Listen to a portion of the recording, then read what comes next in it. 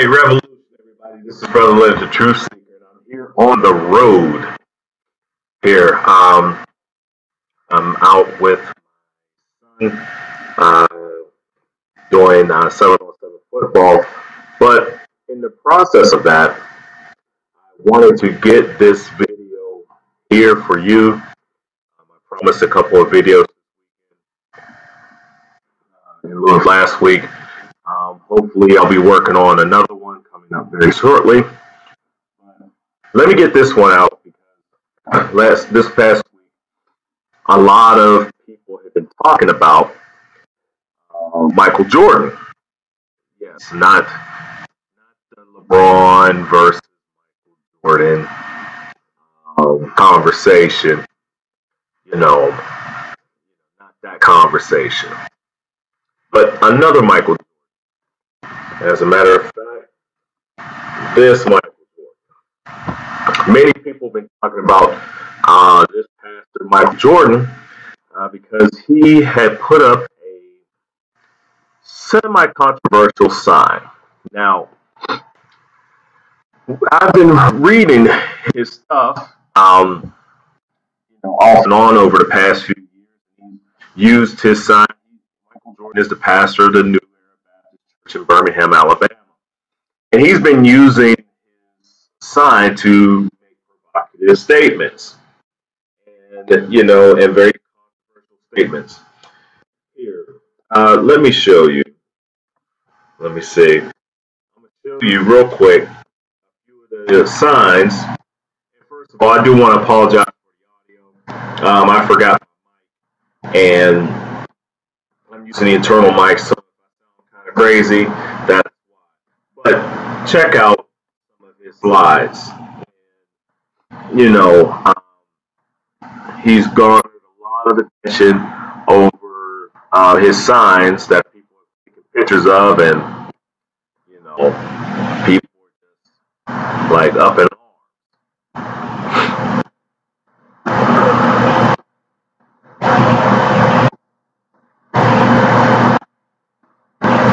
Okay. So yeah, this Michael Jordan, Pastor Michael Jordan, by the way, still a very interesting name, and I love saying Michael Jordan for it. But he set up a sign. You see the one sign that says black folks need to stay out of white churches. And then he also had, and I did have the picture, but I forgot it, and it's off my head. But I'm going to play for you a couple of videos from the news coverage from down there. And then I'm going to talk to you about my thoughts on it. But first, let's go with the first news, the original news.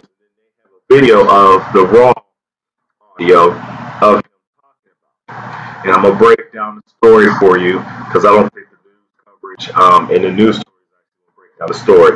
So let me play it for you. And from there. Church billboard, no stranger to controversy. The pastor at New Era Baptist Church has posted messages against black-on-black crime, and now, as WVTM 13's Aaron Kelly shows us, he's taking aim at the idea of a multicultural church moving in. A sign outside New Era Baptist Church in Birmingham reads, "Black folks need to stay out of white churches," and "White folks refuse to be our neighbors." You've moved your churches and you move your homes to the suburbs, and you cannot come and say you fight crime. You don't want to be our neighbors. That's what this sign is about. Pastor Michael Jordan says it's in response to what he calls a hypocritical move by the Church of the Highlands to launch a campus in a high-crime area of the city. God tell me what to put on the sign, and it's up there. I'm not taking it down. Which God told you to put down. Right. Church of the Highlands member Joshua Mitchell calls the sign ridiculous. This right here harkens back to a time that this country needs to move away from. Mitchell questions why anyone would have a problem with someone trying to help the community. Do you think your opinion of this and putting this sign up is going to help the city unify? Well, it won't unify. Let me say this. Unification got to start with the truth. Earlier this month, the pastor of the Church of the Highlands told his congregation the new Birmingham campus would work to fight crime and drugs. We've got messages with Highlands leaders about Pastor Jordan's sign, but have not yet heard back. All right, real quick. You saw the news report. Basically, what is going on is, let me take this picture down, and it's this pastor. This is Chris Hodges. He's the pastor of the Highlands. They're a huge mega church in Alabama. They have a lot of campuses and buildings all throughout central Alabama. And earlier this month, he made an announcement that he and his church will be planting or building or renting or something. But they're going to put a campus of the Church of the Highlands in a high crime area of Birmingham. Now, while some may view this as a very big positive, Michael Jordan and other black pastors in the area, they actually see this as a problem. And the reason why they see this as a problem is I'm going to play for you this video where Michael Jordan explains to another reporter, basically for the same, like I think for the cameraman, his issues as it relates to Chris Hodges and the Church of the Highlands and some other folk with the Church of the Highlands coming and starting up a fellowship there. And if you listen to this portion of the video, you'll basically get a gist of why he and other pastors are not for the Church of the Highlands coming in, but are actually against it. So here you go. Here we go. Now bear with it. Is right, so bear with it. I'm gonna do it until the video cuts off.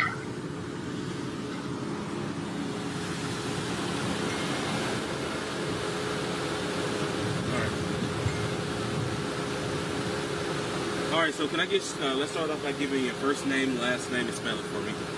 Michael Jordan, Michael Jordan. Okay, and back up just a hair for me. Right there, right, stay right there. And so tell me, and you're the pastor, give me your title here. I'm the pastor of the New Era Baptist Church. Here in Birmingham? Here in Birmingham. I've been here 26 years. Okay. And so right now you have a sign on your billboard out here. Black folks need to stay out of white churches. And on the other side, you also have another phrase on the other side. But let's talk about this side. Okay. What's the meaning, what's the purpose behind this? Well, whites left the inner city. Whites carried their churches with them. They moved to the suburbs. White folk have proved they don't want to live next door to us or be our neighbors or worship with us. Now they want to plant a white church in a black neighborhood under the umbrella of supposedly to fight crime. The real reason the Church of the Highlands want to put a white church in a black neighborhood is they have too many black folks at their main campus, and they want them to leave and come to a church in their inner city. Yeah. Your car's in the shop. All right, and so this is, like you said, Church of the Highlands. We've heard about their plans to move over here to fight crime. So you're against that? I'm totally against it because their reason is not pure. It's hypocritical. If you don't want to be our neighbors, if you don't want to live next door to black African Americans, how can you put a white church over here to help fight crime? As soon as you finish worshiping, you're going to go back to the suburbs like you've done for 30 years. Even though what I've heard, there would be an African American pastor leading this particular church. Yes, we've heard about the African American pastor, but he'll just be a token. The white administrators of Church of the Highlands will boss him and control his sermons. All changes in society started with the black pastor and the black church. changes in society will not start with blacks attending white churches. The white church has been down through the years a racist, hypocritical organization because they didn't preach against lynching, they didn't preach against slavery, and the white church elected a racist president, Donald Trump. And we talked about crime with the Church of the Highlands, and you said you've been here for 20 plus years, and over the years you've seen crime actually go down. You want to elaborate on that? Well, crime kind of went down, crime goes up, but black pastors are the catalyst where we work with the community leaders. Pastors have conferences, we have job readiness, job retention, we have focus on illiteracy for our black youth, and we work on community with our community leaders. If you don't want to live next door to us, you can't fight crime in a city where you don't live. You need to know how the people live, what the people here actually go through. Go through. Now, I wanna say something to every African American that attends a white church. Leave now. Come to your mainstream black church. Your focus is different. Our cultures are different. Again, the white church is the white institutional church is under watch because they elected a promiscuous, racist president that's building walls. But some people argue, Pastor, that there are black churches, there are churches in African American communities that are not doing anything. They're not outside of the church, not helping the people who live closer to the church. Some of the neighborhoods around these churches. Yeah, I really wish that question would have went on and actually it cut off right at that question because there are a lot of black churches, white churches included, that really do not do anything for the community, and that is a very valid statement that the reporter was actually asking the pastor. But if you heard what he said, I agree with about 95% of what he said. Basically, it does seem as if, when you have situations like this, when you have churches with visions like this, it does give the appearance, and I believe that this is somewhat true from my, experience of following churches, at least for the past 7 years, and following what things may go on. I do believe that Pastor Jordan actually has a legitimate gripe as it relates to black folk being in white churches and, with that dynamic. Because here's the thing. It's very rare.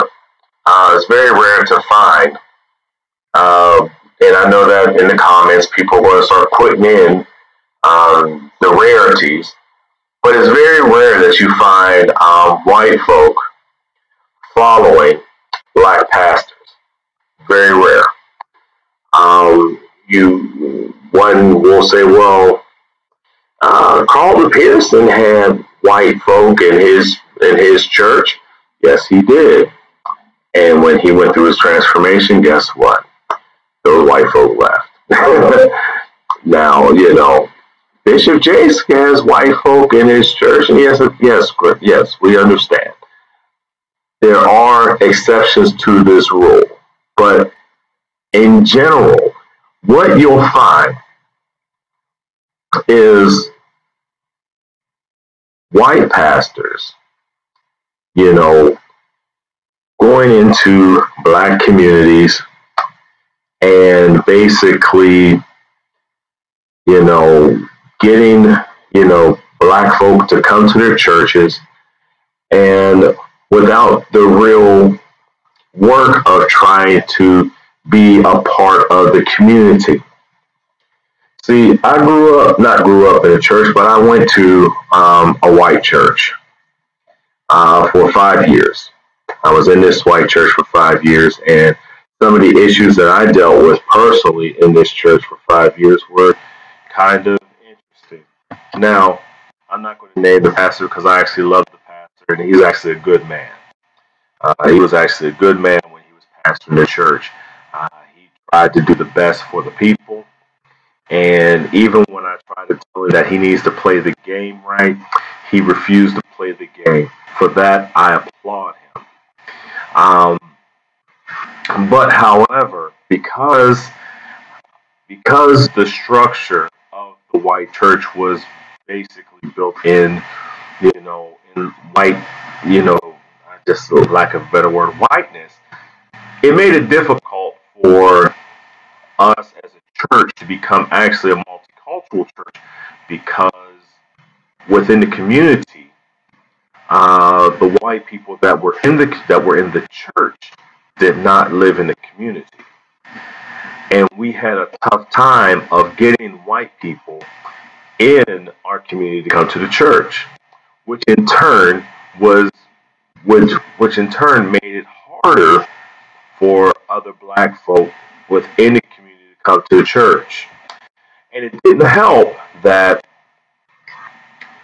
we were doing children's ministry, doing a youth ministry where we were gathering up all the black kids in the community and bringing them to the church, while the black pastors and the other black churches were frowned upon it, um, and basically, you know, basically played games of politics against this pastor for doing that.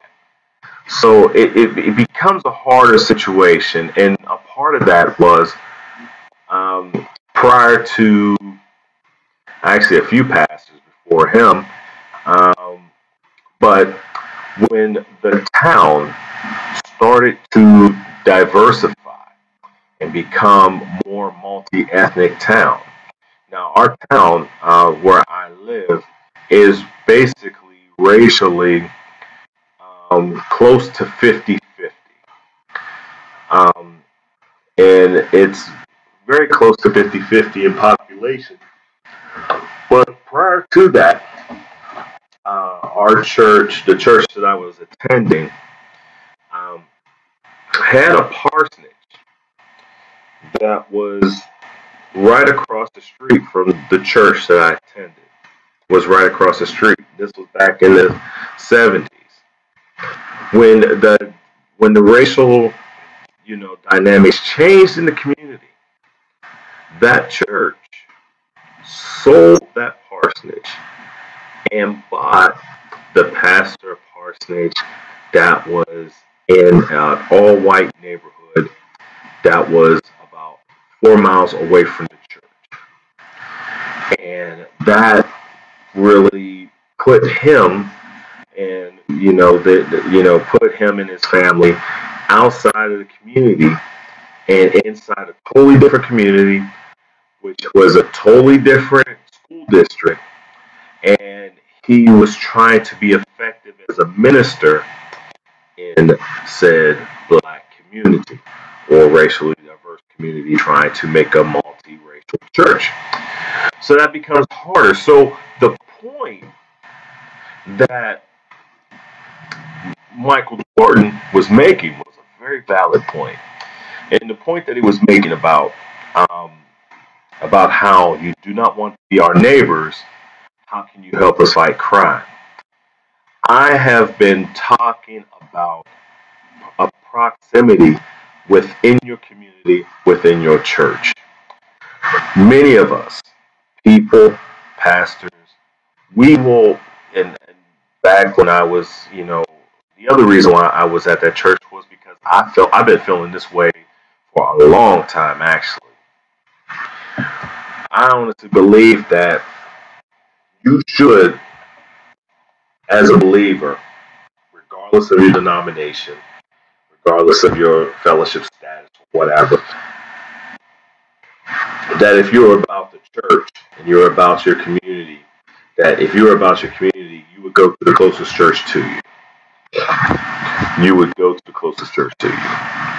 Now, many of y'all will disagree with that because you're going to go off of the fact of you believe in X, this person has, no anointing. This pastor, that pastor is this pastor is that, you know.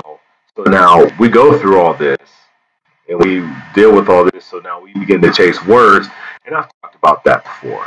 We begin to chase after these things, and in other churches, they they have the banging choir and they singing all night and all day, and preachers is preaching hard, and we think that they're anointed, but you don't live where you fellowship.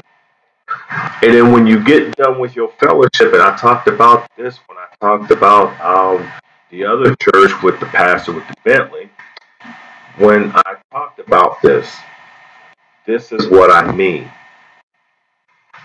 When you don't have, when you don't live in the community that you're fellowshipping in, basically that community begins to look at you as, as an outsider, as an invader to their community. Because, like you said, after they get done worshiping and singing their songs and listen to the word, they're going to get in their cars and drive back to their homes in the suburbs. And what they're trying to do is create a situation where all those black folk that get up and go out to that suburban church because they're chasing words and everything like that, they want them to come back there. They think that they're going to do something with high crimes and everything like that. They're not going to do nothing with the high crimes. You know, the only thing they're going to do is just have a whole bunch of revivals and say that they're going to have some revivals and that's going to do something.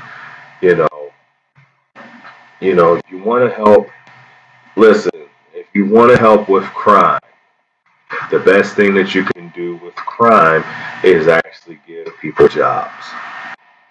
If you're not looking to give people jobs, then you're really not looking to fix crime. If you really want to fix crime, you would legalize some drugs. You kill that market, that also kills the crime. But I know that I know I'm a little bit lefty. I know. But if you do that, that definitely kills the market. It actually will create revenue within, in tax folks for getting high and everything like that. So, but that's just me personally about what I feel about this. But back to Mr. Jordan's comments. I didn't mean to go off to this side, but back to his comments about how he feels is hypocritical. I think it's a sly move that he also said that there was going to be a black pastor that was going to be over that said fellowship. Now, from what I understand, in the different satellite churches, there may be leaders within the group, but from what I understand, on Sundays, they all pay attention to the main church and listen to Chris Hodge preach. So it's just like how Creflo Dollar was doing. I'm not sure if he's still doing it, but you can go. Excuse me. I'm getting a little tired. You can go to said Creflo Dollar's church in, say, New York. There will be a screen, and during the service, you will sing your songs with the people in Atlanta. You will give an offering that will go back to Atlanta, and you will listen to Creflo Dollar talk to you from Atlanta, not from New York, but from Atlanta. So I was under the impression, from what I could find from the website, is that that's a very similar situation. So I do have a question of how active and how involved can people be in this satellite situation where the pastor or whatever is basically in the screen somewhere in the suburbs of Birmingham. I can ask that question too. But this is the situation that we have going on with this Michael Jordan thing, and a lot of the signs I've been following his controversial signs. I just haven't said anything about him, but this one, I think he's closer to the truth, and that's one thing he said with that one reporter. Is like, well, this signs bring about unity. Unity, he said, unity starts with the truth, and understanding the truth about the racial history in this country, and understanding about you know the white church not fully accepting its responsibility, not fully accepting its role that it played in in the in slavery, in um, Jim Crow, with lynchings, with supporting white supremacy, with all these ills that come with racism, and the white church has refused. They have refused to acknowledge their roles and have refused to offer some sort of reparations to those that were affected. You know, they come with these every so often. The Assemblies of God Church a few years ago, they come with their little acknowledgement, but it's not even a real acknowledgement. Same with the Southern Baptist Church. Last year, they tried to pass a resolution basically saying that white supremacy is wrong, and it was voted down twice before they could pass the resolution. And they're stuck on the most mundane things of the curse of Ham. They were stuck on this curse of Ham. They were stuck on the language. They were like, well, you can't say it this way. You can't say. The truth is the truth. The Southern Baptist Church has been a racist white supremacist organization. That is the truth. So what Pastor Jordan is sitting up here saying is, how can there be unity if you can't acknowledge the truth? The truth must come first before we can try to unify. What people are looking for, what white folk are looking for, is not unity. They're looking for integration, and that's two different things. That is not the same thing as unity.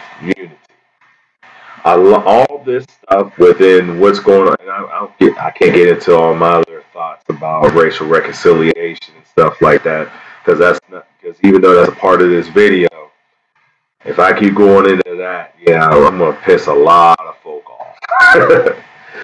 But you can't have racial reconciliation or racial unity through integration, because the integration, I'll just say this, integration has always been one way. It's always been black folk going to white situations. But until white folk go to black situations, and one can sort of go, well, they're trying to do this, but like he said, there's an ulterior motive. They're trying to get the black folk out of their church and put them in the downtown church so that they still get their offerings in the black community to the white church that's in the suburbs. Crazy. But it is what it is. That's what I'm giving to you tonight. All right, everyone. Got a long day tomorrow. To support my son in his football endeavors. Prayerfully, he will do some things tomorrow so that we can, get his college stuff together. But in the meantime, I just wanted to get this out to you. Please, let's get through some of this stuff, because I'm not sure if you lasted through. But let's get through some of these, regular things. If you like what's going on, if you like what I'm doing, please hit that subscribe button that's underneath this video. Go ahead, hit that subscribe button so that whenever I go live either on the live stream or go live with these videos, you'll get a notification, and then you can check this stuff out. Please, if you actually like this, please don't just hold it to yourself. Don't just keep it to yourself. Please share it. Whatever social media network that you use, whether it's on Facebook or Twitter, Instagram, share the links with people. You know, if you're getting something out of it, hopefully you have friends that may get something out of these videos. You know, hopefully they may spark some discussion where they can come and get at me. And I let you get at me, and sometimes I will respond. Sometimes I may not respond to your comments. But if you're looking to, do that. If you're looking to reach out to me, I'm not hard to find. Relevant to Truth Seeker, Leonard D. Robinson on Facebook. I'm not that hard to find. Want to get at me for something, you can do that. Also, um, join our Church Folk Revolution fan page on Facebook, which is facebook.com/the Church Folk Revolution. Join the fan page. That's where we have our ongoing discussions. And right now, there's discussion on John Hagee that I will be doing a video on later about John Hagee. So go ahead, click on that, go through, so all that we can do that and keep it, keep in touch with each other because we actually need each other. And I know that I want to offend a lot with this video. This video, I'm going to offend a lot of white folk. I already know it. It is what it is. It is what it is. So if you're offended, tough. I'm not sorry. If you're offended, tough. The truth is the truth. It seems like, I typically come down hard on pastors. And no, I don't agree with all his signs, but on this thing, I actually agree with the man. It does seem like there's an ulterior motive with this. So with all that being said, I just want to say thank you all for watching. God bless you all. Revolution.